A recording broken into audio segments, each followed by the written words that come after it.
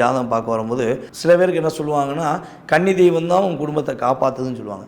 சில பேர் என்ன சொல்கிறோம் அப்படின்னா, ஜாதகத்தை பார்த்துட்டு கன்னி தெய்வம் வெளியே நிற்கிது, ஃபீல் பண்ணி நிற்கிது, ஆனால் உள்ளே வர்றதுக்கான ஆற்றல் அங்கே இல்லை, உங்களை லாக் பண்ணுது.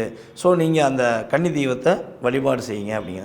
இந்த கன்னி தெய்வம் அப்படின்னாலே திருமணம் முடியாமல் குழந்தை பருவத்தில், அதே போல் ஒரு வாலிப பருவத்தில் இறந்தவர்கள் உங்களுடைய முன்னோர்கள் யாராச்சும் இருந்தாங்கன்னா அவங்க என்ன பண்ணுவாங்கன்னா, தெய்வமாக நம்மளுடைய குலத்தை காப்பாங்க. ஸோ இதை வீட்டுக்கு வெளியே இருக்க தெய்வத்தை உள்ளே வர வைக்கிறதுக்கு வழி என்னன்னா, பௌர்ணமி அன்று ஃபஸ்ட்டு உங்களுடைய எல்லையில் உள்ள காவல் தெய்வமான பெண் தெய்வத்தை போய் கும்பிடுங்க.